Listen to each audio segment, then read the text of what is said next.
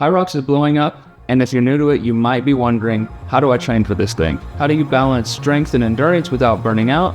And how do you develop speed, power, and capacity that you need to compete? Today, I'm breaking down exactly how to structure your Hyrox training, whether you're a first-time Hyrox competitor or you're just someone who's done it before and looking to improve their time.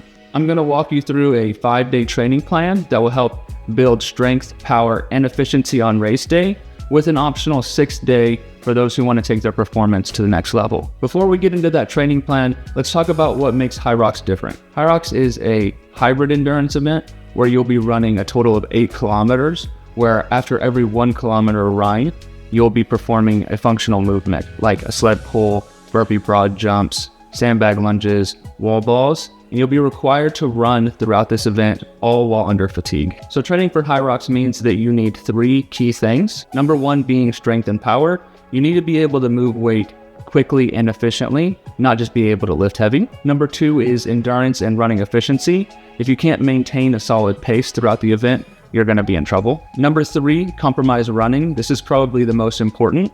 Running after pushing a heavy sled is a lot different than running on fresh legs, so that's something that you need to train for. The biggest mistakes that I see coming from beginners are that people coming from a running background tend to rely too heavily on their running ability and not lift heavy enough, and those coming from a lifting background tend to rely too much on their strength and not run enough. All right, guys, now jumping into that 5-day training plan.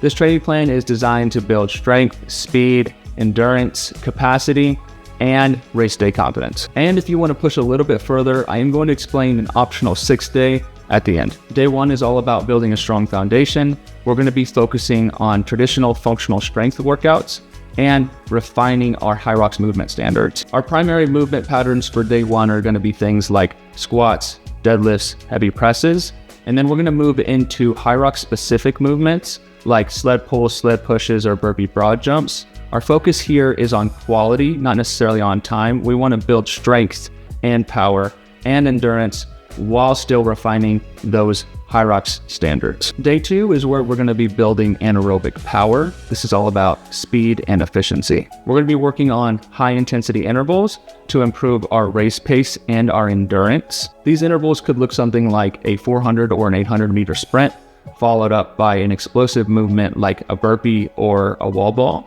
with a short rest before you start your next interval. Our focus here is on improving speed, efficiency, and anaerobic threshold. Day 3 is our strength and power day. This is all about moving weight efficiently and explosively while still under fatigue. This day is key for building power output, speed under the load, and race day strength. Our functional power movements here include sled pulls and sled pushes, typically as heavy as you can go, high reps of wall balls, farmer's carries, deadlifts, squats, and other explosive power movements.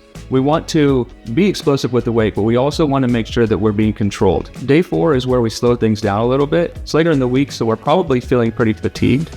So it's a great opportunity to get a little bit of recovery in and build our aerobic base. We're looking for 40 to 60 minutes of steady state running, typically done at a conversational pace. This is going to help you build your aerobic engine so you can sustain effort for the full Hyrox race. Now, if you're following the 6-day split, what you can do here is you can push into that tempo zone a little bit more and get a little bit more aerobic capacity training out of today. On to day 5, where we're going to be putting everything together and training like it's race day. This is your Hyrox simulation workout. It's designed to replicate race day intensity. An example workout for day 5 would be something like picking 5 of the 8 Hyrox movement standards and completing them with an 800 meter to 1,000 meter run in between each station. Before we hop into that optional 6th day, if you're looking for a complete structured Hyrox training program that takes the guesswork out of training, I've got you covered. I've developed a full 12-week Hyrox training program that follows this exact structure that is designed to help you build strength, endurance,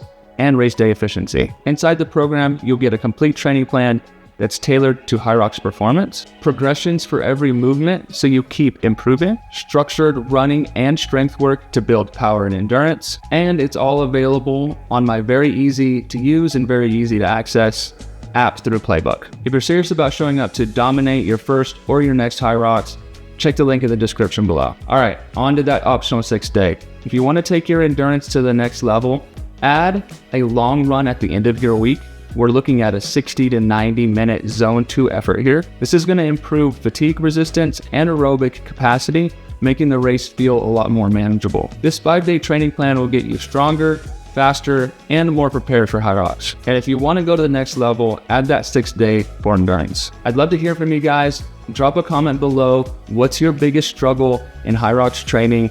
Maybe I can help. And lastly, if you'd like more Hyrox training breakdowns, please hit that subscribe, like, and notification button. I've got a lot more videos coming your way. All right, guys, see you at the next one.